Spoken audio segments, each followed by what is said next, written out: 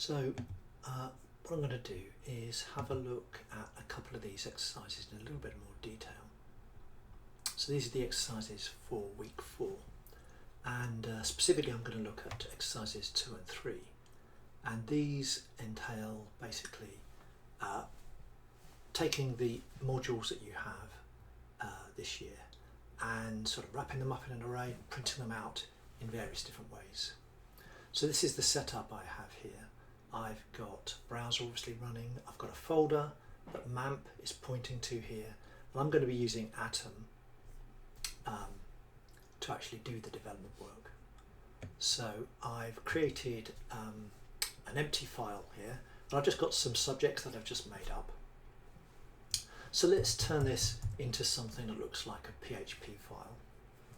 So I think let's put some data in at the top. So what I'm going to do is I'm going to create a PHP block here. Now I'll fiddle with that in a bit, but what I'm going to do then is I'm going to have some HTML like that, and obviously we have a head and we have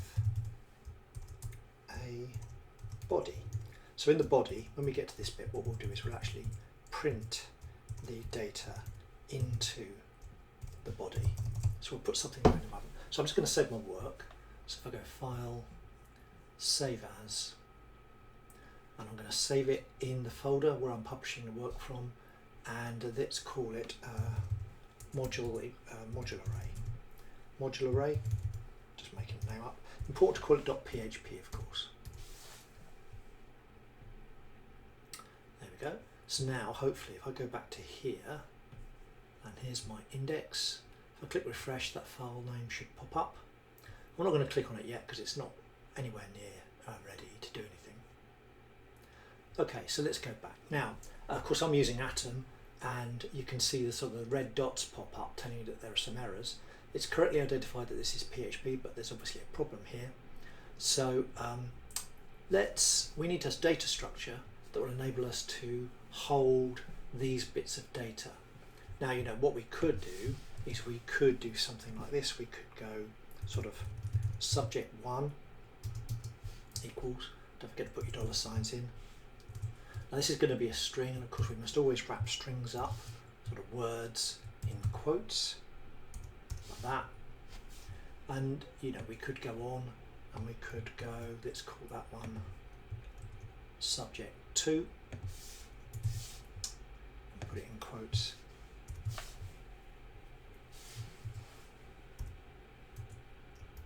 Like that. Now we could do that, but really this is an example of a bunch of data items that would really neatly fit inside an array. It is a collection of module names that we're going to be using in some way in our programs. So of course, rather than having lots of different variables, you know, like we could have 10 variables, one for each module if we had 10 modules, it makes sense to have one name, one variable, and what we do is we make that an array of items. So let's do that. Now we talked about this in class, and what we do is we use those sort of square brackets like this, and we put a number inside the square brackets to indicate what item it actually is. So this would be item 0, and we can, that would be item 1. Now copy and paste again, so I'm just going to copy all of that and paste that in there. That would be item 2.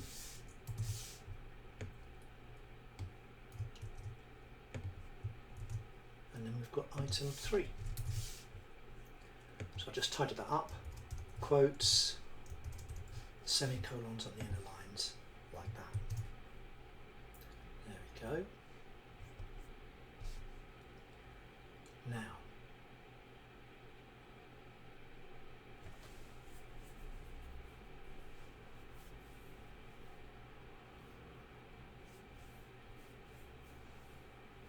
there we go. There's a slight problem there. I just used the wrong quote. That's better. Now, Let's save that, and if I bring that up, it shouldn't do anything. It doesn't. It creates this data structure, but we're not printing it or using it or doing anything with it in any way. So if we just click on this, it doesn't do anything. So what we really need to do, of course, is we need to make this do something. So let's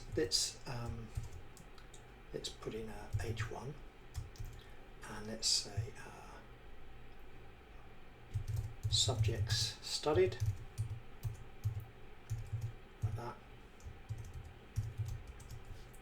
And now what we can do is we can actually print these out. So how are we going to print these out? Well, let's do it. Let's just do it in the simplest way possible for the moment. So let's go PHP, and let's go print, and we can just print one of these out. It should work.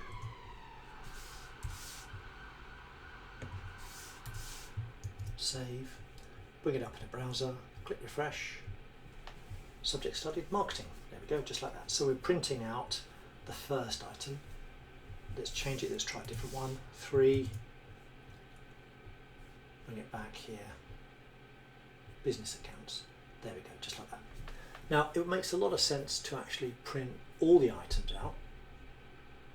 And you know what we could do is we could do this, print, print, print, and we could kind of go 0, 1, 2, 3, and that would work.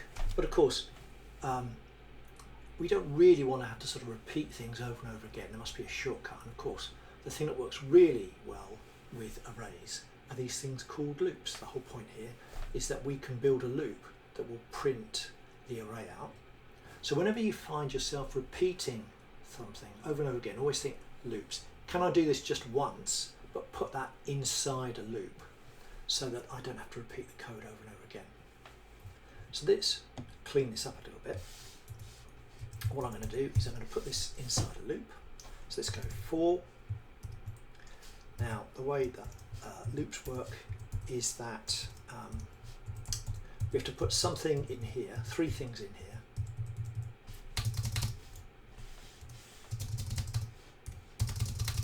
Like that. And those 3 things will control how many times the loop actually works. So I'm going to, in this first bit, we put a counter. Now, you know, you will have seen I and J and things like that. Just to prove that you can use any name you like, I'm going to use my counter,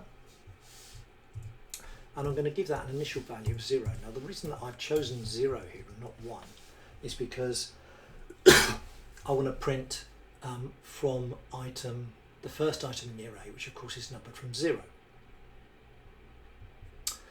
And what are we going to do? Every time we go around the loop, we're going to go dollar my counter plus plus, like that. So we're going to add 1 to counter every time we go around the loop. Now when do we want to finish this? Well, it's going to be my counter while that is less than 3, less than or equal to 3. There we go. The moment that we become greater than 3, we want this loop to finish, because we've actually finished printing all these values out. Now, the only other thing I need to do is I need to use, rather than an explicit number in that bit, I just put that number in there like that, my counter, and hopefully if I save that, that will work now. Let's bring it up. Boom, there we go. Marketing, building, digital systems, international business operations, business accounts. Now it doesn't look very pretty, but that's because I'm just printing them in a line. So of course, what I could do is I could put something like this in, print, let's print a paragraph in, and let's print a closing paragraph in.